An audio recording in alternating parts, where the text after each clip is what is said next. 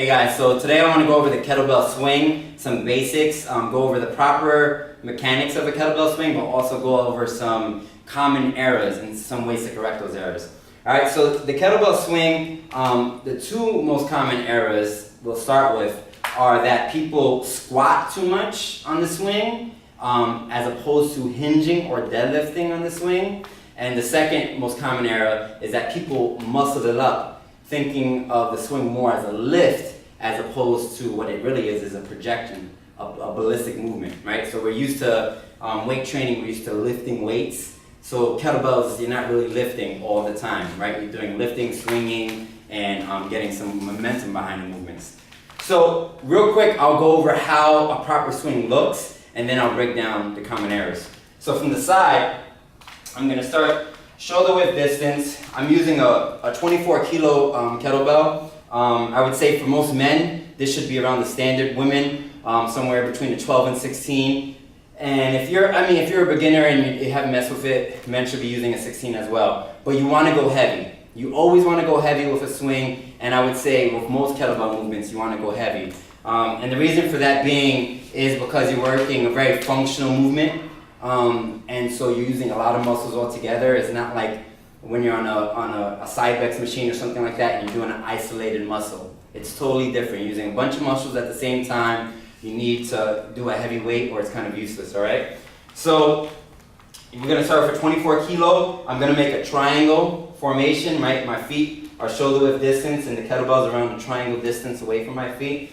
So I'm gonna come down, I'm gonna hinge back, slight bend in the knees, however much I need, and then I'm gonna grab the kettlebell, and from here, on a straight neutral spine, hike it back, and then project forward.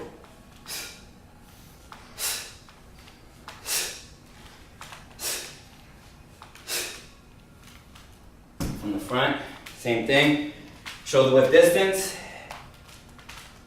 triangle formation with the kettlebell, hinging back, slight bend in the knees,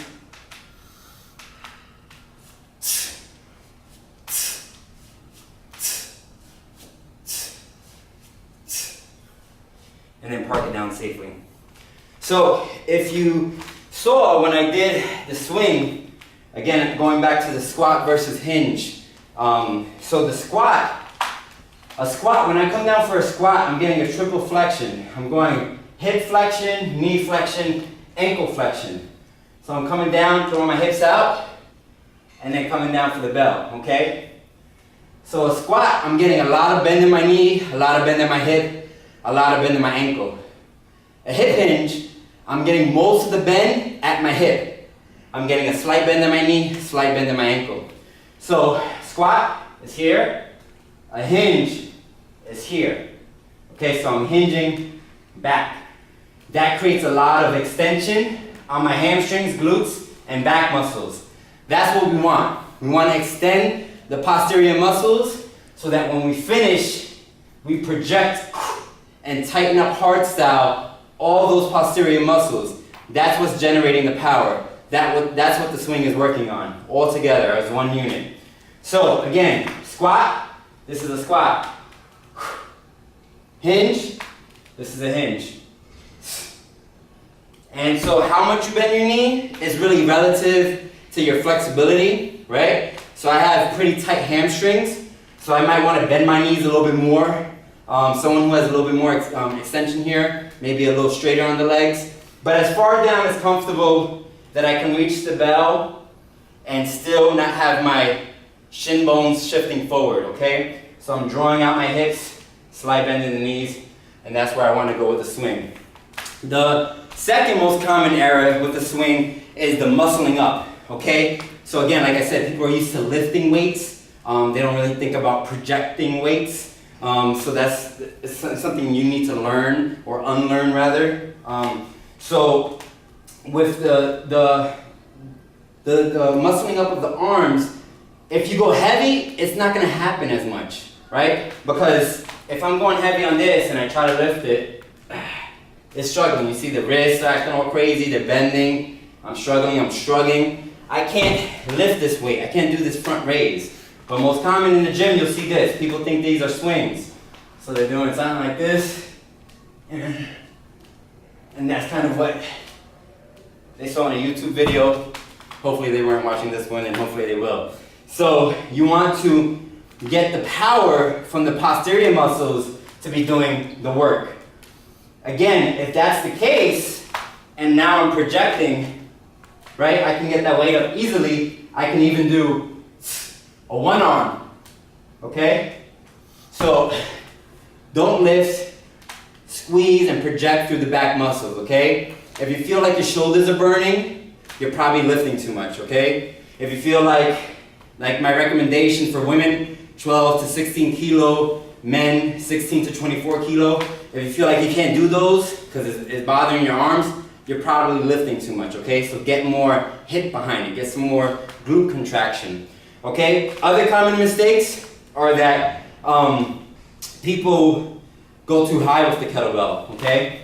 So they'll project it back and do something like this, or even come all the way up there in no man's land. So you risk injury when you come up that high, especially if you don't have a lot of shoulder stability, right? You're coming up here, your shoulders aren't that stable yet, you risk hurting yourself. So you don't want to do that for that reason. But also, you don't want to come too high because then you rest, right? So when I come up here, I get some time to breathe. But if I'm just projecting forward, coming to this hard style lockout, and then back into it, very little time to breathe. There's very little time that the kettlebell is what we call airless, or weightless rather. So I want to make sure that I'm not coming up here, giving myself too much rest, but rather coming here, getting two straight lines. A straight line from the end of my hands to my shoulder, and then from my shoulder to my heel. That's a hard style swing, okay? Another common thing is that people, they're hiking it back too low, okay? So it's better to show it from the front, or actually I'll go with a lighter kettlebell just to not injure myself.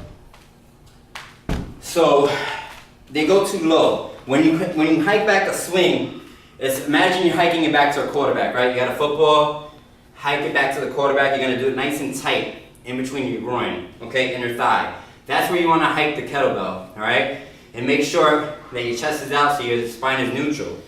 If you go too low, then you risk compromising your spine, putting yourself in a vulnerable situation where you can get injured, okay? So, too low swing. This is how an incorrect swing will look.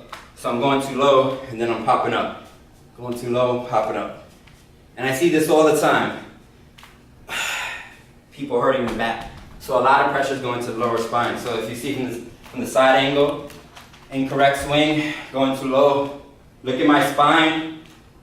And this is me actually trying to work to neutralize it. It's not a good look, okay? So you want to, again, come in nice and tight. The correct variation, once again, hike it real tight, and then project it forward.